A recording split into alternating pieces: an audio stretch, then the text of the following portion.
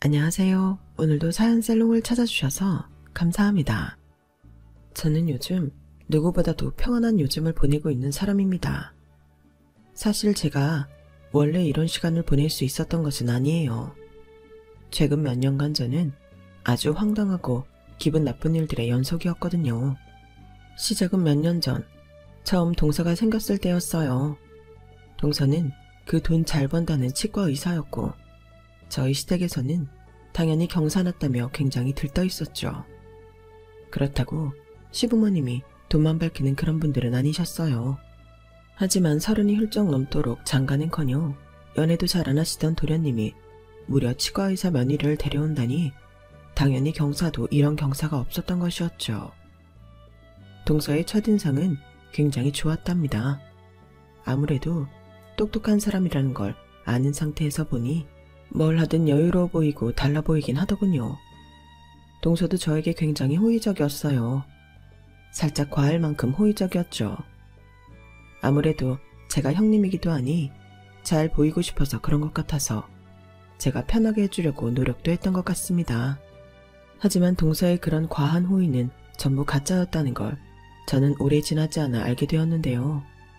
동서는 결혼식 이후 시댁에서 얼굴 볼 일이 많아지자 저에게 자꾸만 이것저것을 물어보더군요. 처음에는 별 생각 없이 일일이 대답을 해주었죠. 어떻게든 말을 붙여보려고 하나보다 해서 친절하게 대답도 해주었고요.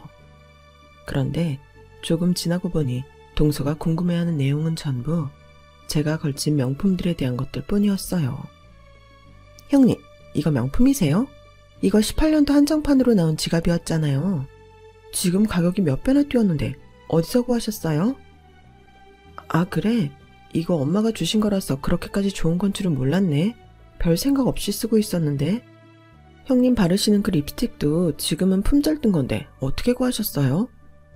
이것도 엄마도 선물 받으신 건데 잘 안 바르시니까 나한테 주신 거야. 아, 그러시구나. 형님은 패션이나 이런 거에 딱히 관심은 없으신가 봐요. 이거 꽤 귀한 건데. 다 해지고 좀 막 쓰셨네요.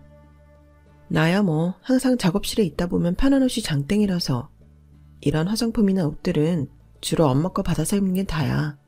관리하는 법도 잘 모르고 그러니까 그냥 대충 써서 그런가 보다. 사실 저는 외할아버지가 관련 업계에서는 유명한 자개장이신데요. 엄마도 그 피를 물려받아 패션 업계에서 일하시고 저 역시 액세서리 공방을 하고 있어요. 제가 하는 공방은 그렇게 크진 않지만 엄마나 외할아버지 덕에 중요한 자리에 나가게 되면 고급스러운 옷을 입고 나갔는데 그 옷들이 전부 엄마나 외할아버지를 통해 들어오는 명품들이었던 것이죠. 항상 옷 선물을 많이 받으니 저는 사실 옷을 살 필요가 없이 받은 옷들만 입고 살았는데 그게 동서의 눈에는 뭔가 마음에 들지 않았나 봐요. 제 대답을 듣고는 그때부터 뭔가 안 입고 온 말투로 저에게 그러더군요. 그냥 집이 좀 잘 사시는 거였구나. 그러면 형님도 액세서리 디자인은 뭐 어디 미국 같은 데서 전공하고 오셨나 봐요? 돈 많은 집안은 그런 분야는 다 미국으로 보냈다던데? 나는 대학은 따로 안 나왔어. 우리 집이 막 그렇게 돈이 많은 건 아닐 거야. 나도 잘은 모르겠는데 뭐 굳이 미국까지 가서 대학을 다닐 필요가 있나? 나는 그냥 작은 공방하고 있는 거고 가끔 플리마켓 같은 데서 판매도 하고 그럴 뿐인데. 네? 형님 고졸이세요? 참나, 난 또. 하긴 이 가방도 저번부터 계속 같은 가방만 드시는 거 보면 알만하네요. 보통 머리 좋은 사람들은 이런 거 이렇게 함부로 못 다루는데. 그날 동서의 말에 저도 순간 기분이 나빴지만 그 전부터 워낙 저한테 잘하던 동서라 제가 예민한 건가 헷갈리더라고요. 그래서 그냥 넘어가게 되었는데 그러면 안 되는 거였죠. 동서는 그날 이후로 계속해서 묘하게 저를 무시하는 겁니다. 그전에는 대학이라는 주제로 이야기한 적도 없으면서 갑자기 만날 때마다 자기 친구가 대학 교수라는 둥, 대학 동기들이랑 모임이 있다는 둥 자꾸만 대학 얘기를 꺼내더군요. 그러면서 말끝마다 형님은 이런 얘기는 잘 모르시죠? 이렇게 덧붙이는 겁니다. 한 번은 이런 일도 있었는데요. 동서와 제가 시댁에 찾아뵙는 날짜를 논의해야 할 일이 생겼어요. 그때는 시아버님이 막 정년퇴임을 하셔서 저희 자식들이 그간 고생하신 아버님을 위해 식사 자리를 마련하기로 했거든요. 남편과 서방님은 일반 회사원이라 주말에는 시간을 뺄 수 있었지만 저와 동서는 근무 시간이 불규칙했기 때문에 저희 둘이 날짜를 잡기로 했던 것이었는데요. 먼저 연락을 주겠다던 동서는 어느 날 갑자기 전화를 걸어와서 의논을 하는 것이 아니라 무턱대고 통보를 하더라고요. 제 일정은 하나도 물어보지 않고요. 형님, 시댁 가는 거요. 이번 주 토요일로 하시죠? 이번 주? 나 이번 주 토요일은 중요한 약속이 있어서 안 돼. 왜? 동서는 다른 날들 다 안 돼? 중요한 약속이요? 술 약속이긴 한데 너무 오랜만에 만나는 친구들이고 다들 시간도 어렵게 맞춘 거라. 술 약속이라고요? 대학도 안 나오셨다면서 형님한테 술 친구가 어딨어요? 형님, 젊을 때 좀 노셨구나? 동서가 말한 그날은 제가 공방을 운영하다가 만난 친구들과 함께 다 같이 모여 기분 좋게 한잔하자고 약속을 잡았던 날이었는데 대뜸 저에게 저런 식으로 이야기하니 저도 기분이 좋지는 않았죠. 대학을 나오고 안 나오고가 술 친구랑 도대체 무슨 상관이 있다고 저러는지도 모르겠고요. 그래서 공방 운영하다가 같은 일 하는 사람끼리 모임 갖는 거라고 설명을 해줬는데 그럼에도 동서는 은근히 무시하는 그 말투로 이야기하더군요. 그러면 그 약속을 좀 미루실 수는 없어요? 저는 좀 중요한 일정이 있거든요. 다 같이 시간 되는 날짜 어렵게 맞춘 거긴 한데 그럼 한번 얘기해 볼게. 그런데 동서는 무슨 약속인데? 많이 중요한 약속이야? 네, 저는 좀 중요한 약속이에요. 말해봤자 형님이 이해를 못 하실 것 같아서. 대학 교수님이랑 같이 해야 하는 일이 있거든요. 당연히 사회 친구들과의 약속보다는 대학 교수와의 약속이 중요하다는 걸 저도 알고 있었죠. 그런데 그 얘기를 굳이 제 학력을 비꼬듯이 말하는 것이 정말 기분 나빴어요. 하지만 제가 거기서 괜히 화를 냈다가는 마치 교수와의 약속보다 친구와의 약속이 중요하다고 우기는 이상한 사람이 되어버리는 거잖아요. 그래서 그날은 제가 동서의 일정에 맞춰서 약속을 바꿨죠. 하여간 그날뿐만이 아니라 평상시에 말을 할 때도 동서는 자꾸만 남 무시하는 투가 깔려 있어서 점점 동서가 불편해졌어요. 그래도 가족인데 아예 척을 쥐고 살 수는 없으니 저는 동서가 자존감이 참 낮은 사람이구나. 짜증은 나지만 그래, 불쌍한 사람이 넘어가자 하고 넘어가 주었죠. 그리고 그때까지만 해도 한 번씩 짜증나는 소리만 했을 뿐 33개 넘는 행동은 하지 않았기 때문에 저도 참아줄 수가 있었고요. 그런데 그 콧대 높던 동서의 커리어가 한순간에 뭉개지는 사건이 벌어졌는데요. 동서가 운영하던 병원에서 작은 의료사고가 일어나게 된 것이었습니다. 저는 그쪽 분야는 잘 모르지만 한 학생의 사랑니를 발치를 하다가 작은 사고가 생겼는데 진짜 문제는 사고 자체라기보다는 동서의 불친절한 대응이었어요.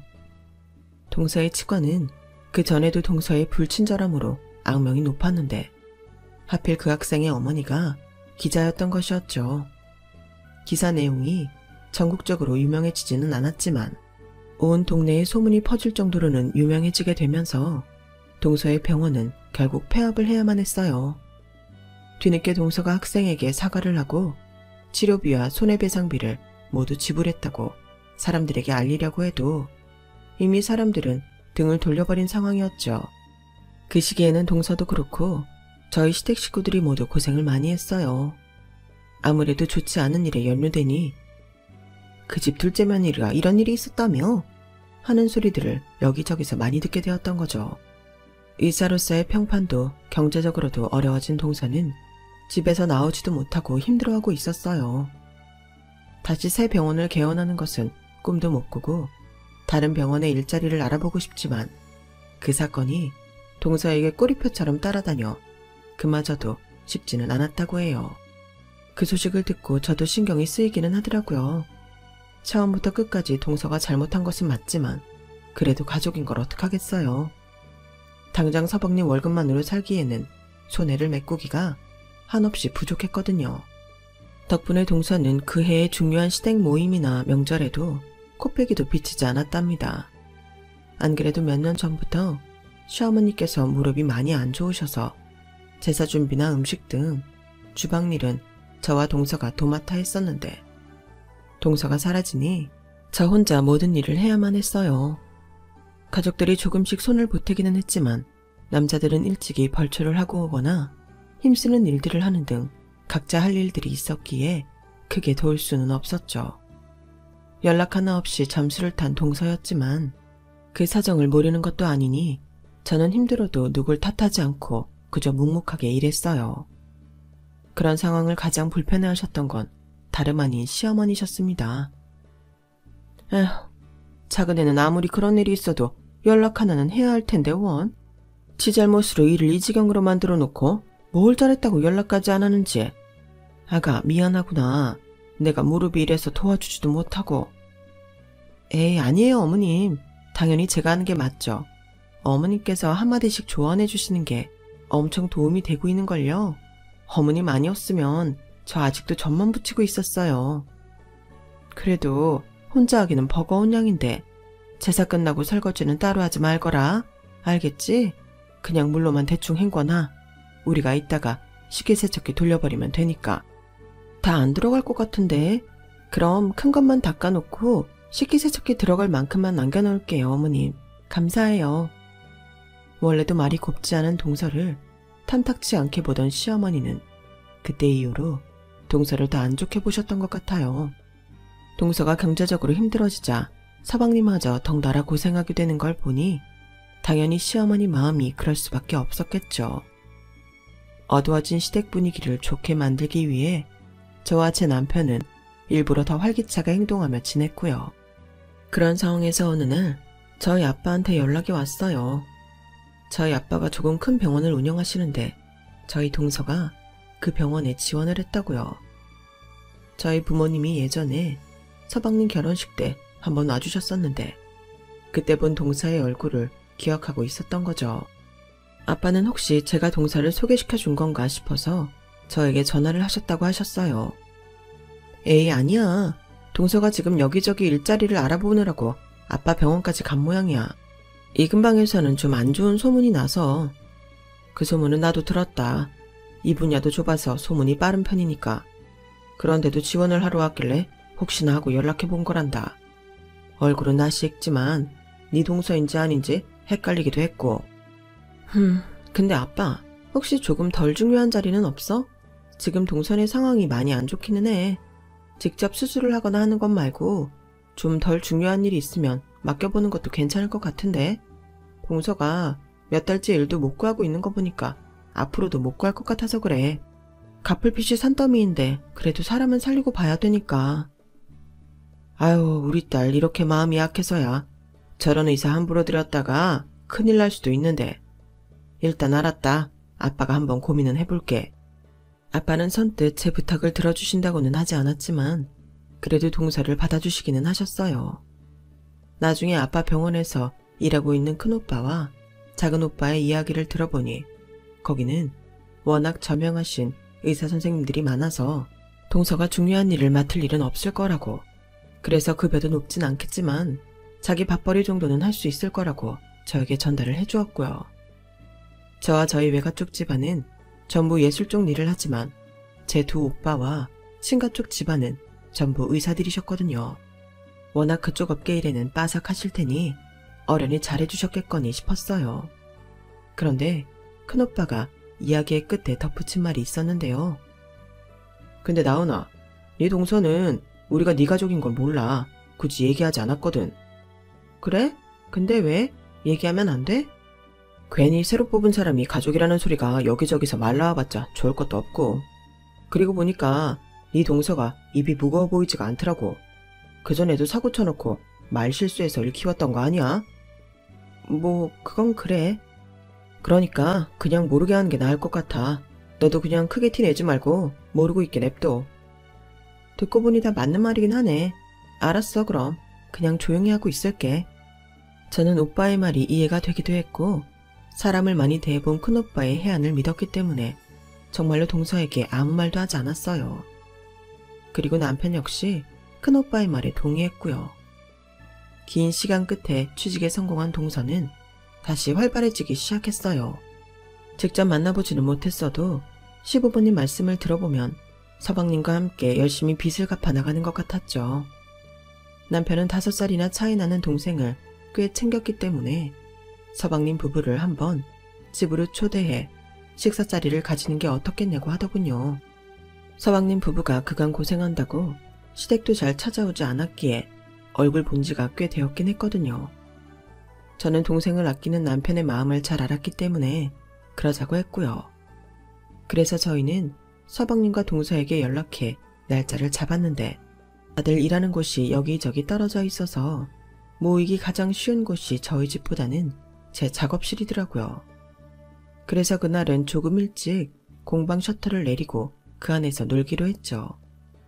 먼지 날리는 작업 공간이 아닌 손님 맞고 저도 식사를 하는 작은 공간이 있는데 4사람이 들어가기엔 충분한 공간이라고 생각했거든요. 그래도 혹시 몰라 그날은 작업이 끝나고 한번 대청소를 하기는 했어요. 식사 자리인데 먼지가 많으면 불편할 테니까요. 그렇게 쓸고 닦다 보니 머리는 헝클어지고 하루 종일 작업하고 청소까지 한 옷은 당연히 후줄근해졌는데요. 청소가 거의 끝나갈 때쯤 동서가 찾아왔어요. 약속 시간보다 30분 정도 일찍 찾아온 것이죠. 동서 혼자 가장 일찍 도착한 게 저로서는 불편하긴 했지만 그래도 좋은 취지로 모인 거니 최대한 티를 내지 않고 좋게 대하려고 했어요. 그리고 저는 동서 본인도 성질을 못 죽여 한동안 고생했으니 철 좀 들었겠거니 의기소침해졌겠거니 하고 저도 모르게 생각을 하고 있었거든요. 그런데 웬걸? 동서는 공방에 들어오자마자 인사도 없이 개념 없는 소리를 던지는 겁니다. 안녕하세요 형님, 오랜만이에요. 그런데 꼴이 그게 뭐예요? 형님, 지금 완전 거지 꼴이신 거 아세요? 형님이 여기 사장님인데 그러고 계세요? 아니, 일 끝나고 동서랑 서방님 온다 그래서 청소하느라 그런 거야. 작업하다 보면 옷이 좀 흐트러지기는 하지만 이 정도까지는 아니고. 아, 먼지. 형님, 공방하신다더니 무슨 이런 코딱지만한 상가에서 일하세요? 집이 잘 산다는 건 다 허풍이었나? 액세서리도 죄다 촌스럽고 낡아 빠졌네. 뭐라고? 왜 말을 그딴 식으로 해? 여기는 내가 학생분들 가르치는 공간이라 아직 미완된 작품들이 있어서 그런 거야. 아, 이쪽에 형님이 만드신 거구나. 뭐 그래도 형님이 만든 액세서리들은 봐줄만은 하네요. 전공도 못했으면서. 뭐 어디서 디자인 카피라도 하셨어요? 카피한 거 없고 내가 디자인한 거야. 오자마자 대뜸 남의 작업실 까내리는 소리나 하고 초대한 사람 성의가 있는데 예의는 지켜 동서? 기분 나쁘셨다면 미안해요. 형님 공방에서 쓰시라고 예의 챙겨왔는데 이게 여기 잘 어울릴지 모르겠네요. 여기요. 동서는 미안한 기색이라곤 요만큼도 없이 저에게 선물을 하나 건네더군요. 받아보니 유명한 명품 로고가 박힌 휴지통이었어요. 제 기준에서는 세상에서 가장 쓸데없이 비싸기만 한 물건이었죠. 게다가 선물로 휴지통을 주는 건 또 무슨 경우랍니까? 애매하게 기분 나쁜 짓을 하는 게 전보다도 더 심해진 동서는 철이 들기는커녕 성격이 더 이상해진 것 같았어요. 다행히 더 큰 싸움으로 번지기 전에 서방님과 남편이 거의 동시에 도착하게 되면서 분위기를 전환할 수 있었죠. 아무것도 모르고 해맑은 남편과 서방님을 봐서라도 기분 나쁜 티를 내지 않고 참아주려고 했는데 금방 술에 취한 동서는 그 뒤로도 입만 열면 계속해서 무례한 말들을 해댔어요.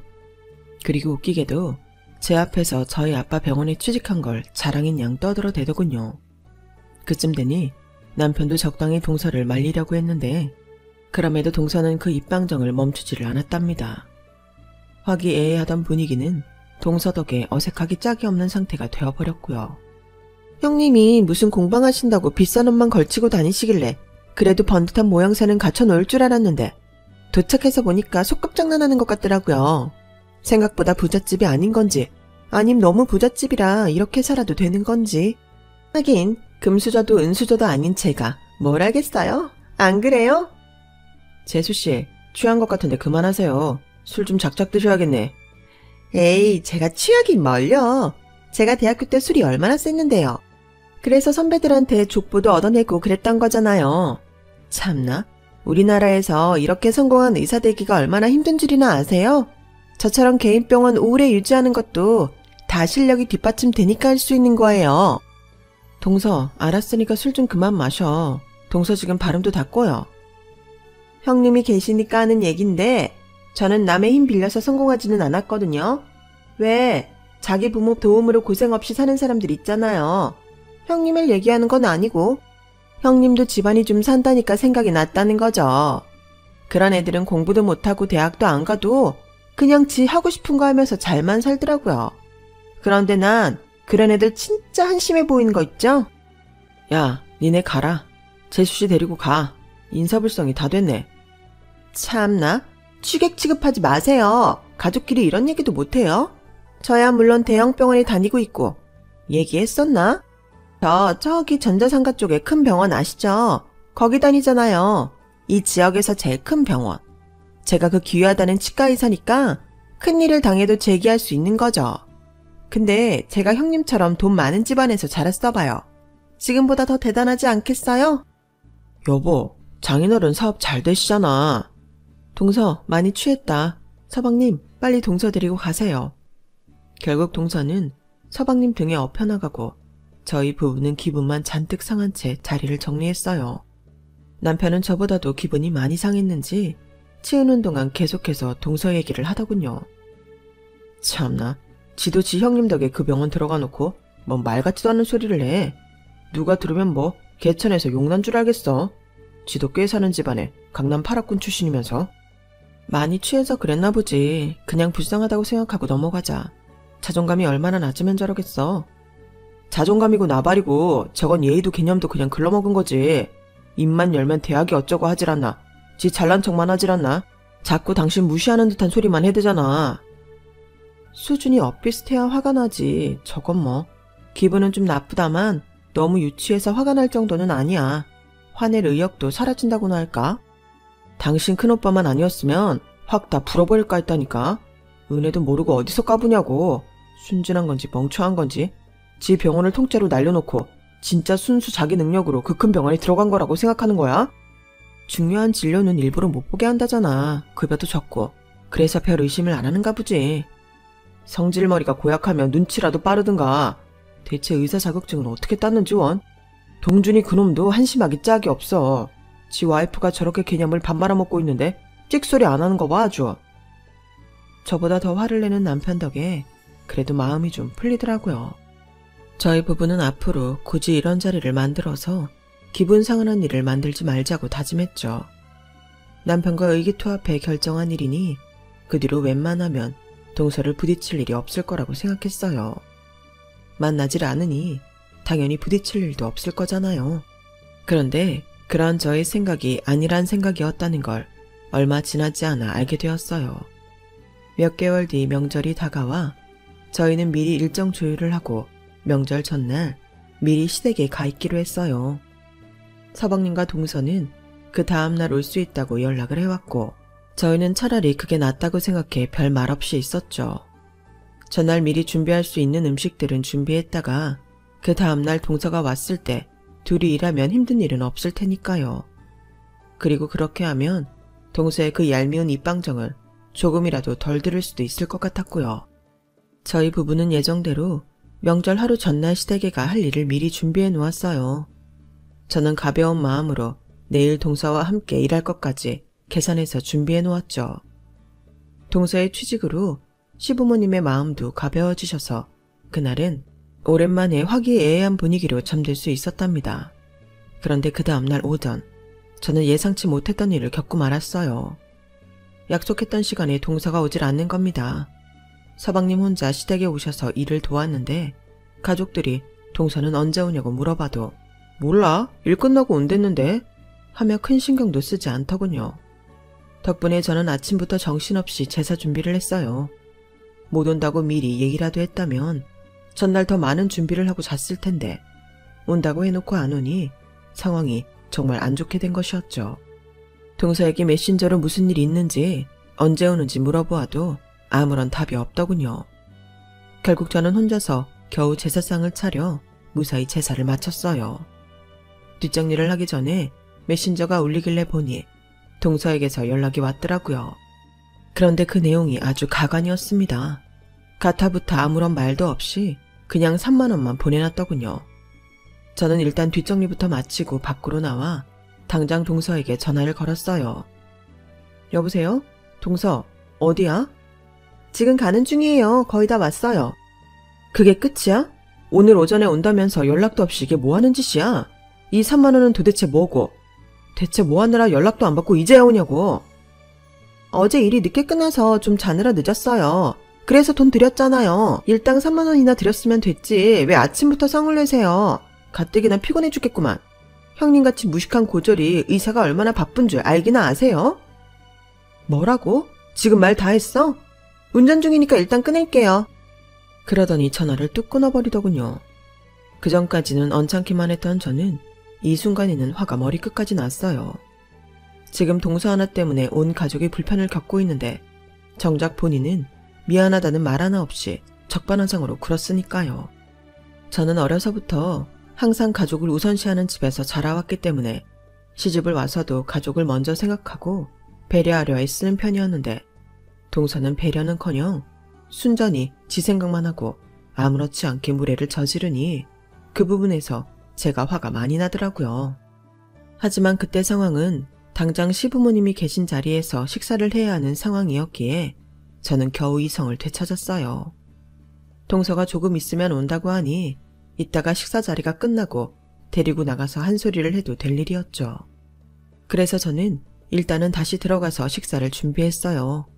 곧 가족들이 다시 모여 식사를 딱 시작하려는데 그제서야 동서가 도착을 했습니다.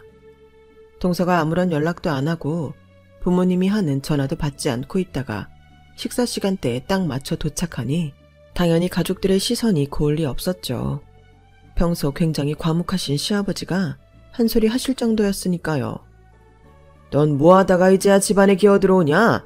전화도 안 받고 연락 한 반이 없더니만 네 형님이 여지껏 고생해서 제사 다 치르고 나니 이제야 밥 먹으러 들어오는 게야?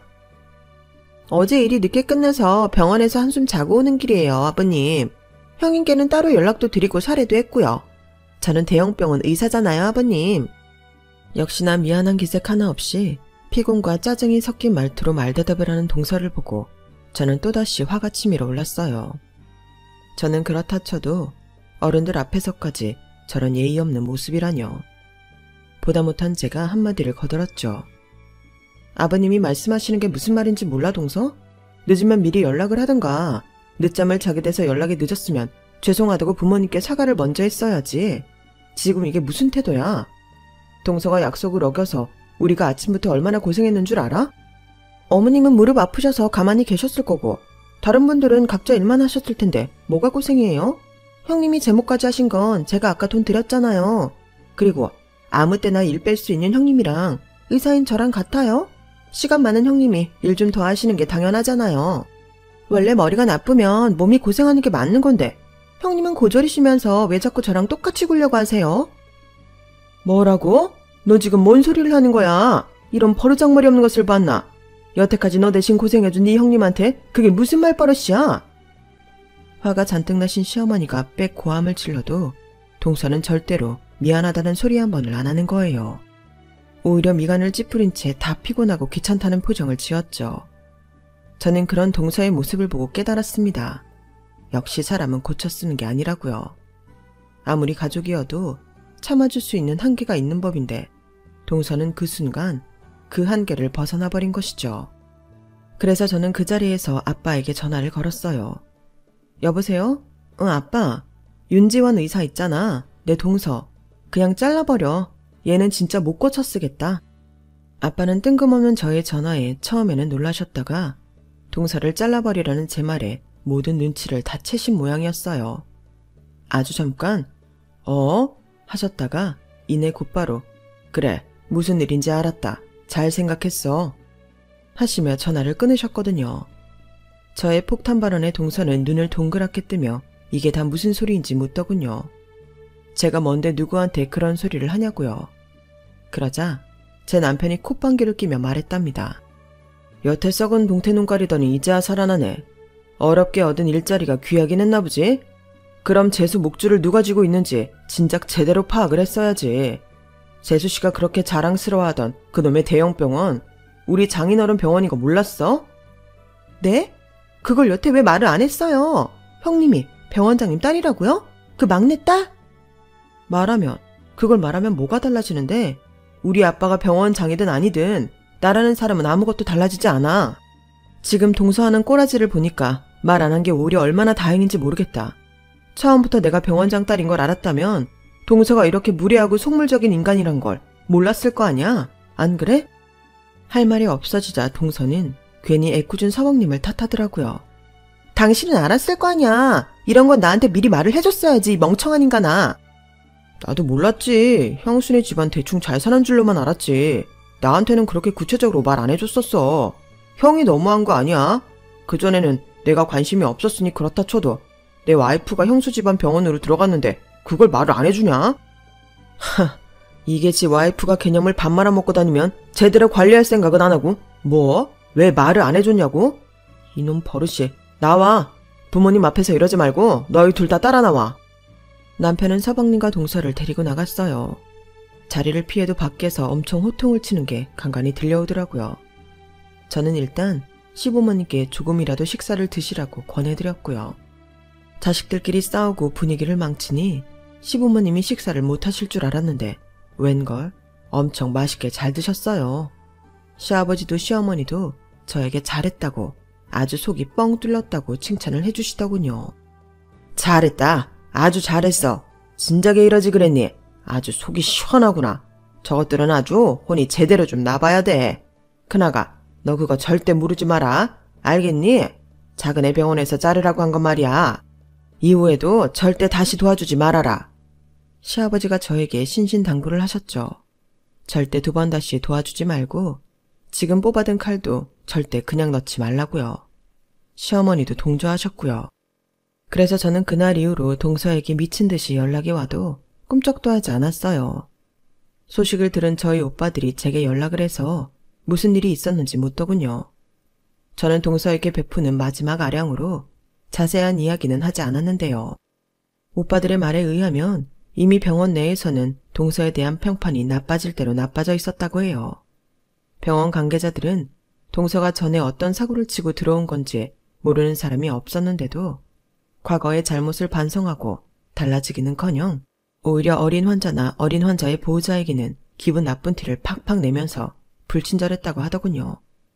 그래서 환자들에게 컴플레인도 많이 들어왔고요.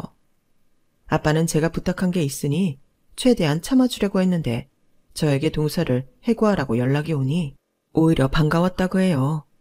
제 전화를 받자마자 해고 통지를 해버렸다고 하더군요. 오빠들은 그런 동서의 인성을 보고 동서가 저에게도 잘하진 않았을 거라 추측할 수 있었다고 해요. 저에게 찾아와서라도 자초지종을 듣겠다고 농담조로 이야기를 했죠. 저도 시간이 좀 지나고 마음이 담담해지면 담백하게 이야기를 해야겠다 생각했고요. 약 보름쯤 지났을까요? 동서는 제가 아무리 연락을 해도 답이 없자 직접 제 공방으로 찾아왔더군요. 저는 막 원데이 클래스 수강생들에게 강의를 마치고 뒷정리를 하고 있었는데 정말 연락도 없이 찾아와서는 무작정 무릎부터 꿇는 겁니다. 꼴을 보니 다크서클이며 푸석해진 얼굴이며 그간 고생을 하긴 했나 보다 싶더군요. 형님, 제가 잘못했어요. 제발 원장님한테 다시 말씀 좀 드려주세요. 원래 다니던 병원 말고 다른 곳도 괜찮으니까 다시 일 좀 시키라고요. 네? 형님 가족분들이 전부 의사들이라 지금 제 밥줄이 아예 사라지게 생겼다니까요. 얼른 전화해서 다시 화해했다고 좀 말 좀 해주세요. 누가 화해를 해? 동서랑 내가? 아, 형님 그러지 말고 제발요. 제가 무릎까지 꿇었잖아요. 형님 전화 한 통이면 해결될 일인데 왜 안 해주세요? 이만큼 괴롭혔으면 됐잖아요. 지금 내가 동서를 괴롭혔다는 거야? 내가 아빠한테 부탁하지 않았으면 동서는 그 짧은 기간 돈도 못 벌었어. 그리고 동서 병원 내에서 불친절하고 환자 대충 봐주기로 소문이 자자하다면서 행실을 어떻게 해왔길래 동서 관둔다는 소리에 다들 그렇게 좋아하느냔 말이야. 내가 아니어도 동서는 어차피 잘릴 사람이었어. 괜한 피해망상으로 내 탓하지 마. 형님이 아니었으면 아예 다른 병원에서 일하게 됐었겠죠. 지금 장난해요? 사람을 가지고 노는 것도 정도껏 해야지. 일부러 형님 손에서 놀아나게 하려고 일을 꾸민 거잖아요. 막말로 내가 부르는 게 갑신 치과의사인데 다른 병원인들 일일 못 구했을 것 같아요? 참나, 원하는 대로 안 해주니까 본색을 바로 드러내는구나.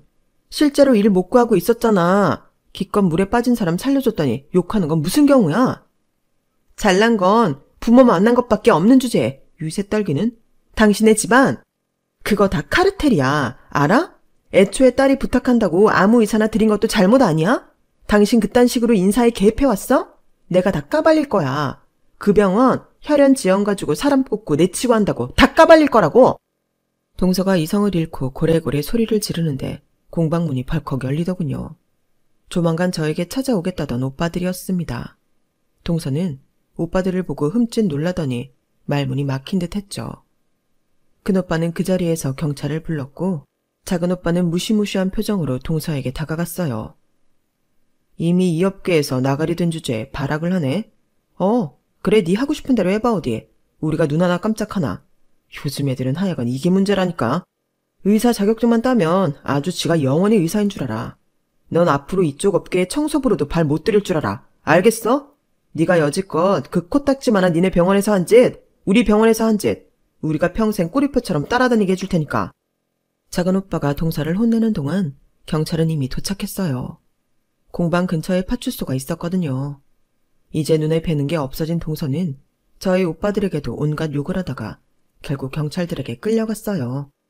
오빠들은 그간 무슨 일이 있었는지 알만하다며 굳이 저에게 꼬치꼬치 캐묻지 않고 그냥 제가 좋아하는 음식을 시켜주고 재밌는 이야기들만 하다 갔답니다. 그날 이후로 동서는 재기가 완전히 불가능한 백수가 되어버렸고요. 소식을 들은 시부모님은 제게 연락해 앞으로 명절이든 가족 모임이든 제사든 저는 손에 물 한 방울 묻히지 않을 테니 절대 일하지 말라고 하셨어요. 그간 콧대 높게 농땡이 피우던 동서가 다 도맡아 해야 한다면서요. 동서와 서방님의 관계는 최악으로 치닫는 것 같았는데 그래도 이혼은 하지 않더군요. 지금 이혼을 해봤자 동서가 워낙 불리하니 동서가 울며 겨자 먹기로 살림도 하고 시댁일로 돕기로 마음먹은 것이죠. 시부모님은 이참에 동서 버르장머리를 싹 고치겠다며 마음 먹으신 것 같아요. 지난주에 시댁에 다녀오니 동서가 그 방정맞던 입을 꾹 닫은 채 묵묵히 일만 하는 것을 보면요. 그게 그렇게 좋아 보이지는 않지만 지 팔자 지가 꼬아놓은 모양이니 무슨 말을 더 하겠어요. 어쨌든 더 이상 제 속을 긁어대는 방해꾼이 사라지게 되니 저도 요즘은 평안한 생활을 하게 되었답니다. 그리고 오랜만에 맞이하게 되는 행복하고 평화로운 시간들을 보내게 되었어요. 저는 계속 이 평화가 깨지지 않기를 바라고 있습니다. 여러분도 항상 일상이 평화롭고 기쁘기를 바랍니다. 건강하세요. 여러분, 사연 댓글에 응원과 현명한 조언 부탁드려요. 좋아요와 구독은 저에게 큰 힘이 됩니다. 오늘도 좋은 일 가득하세요.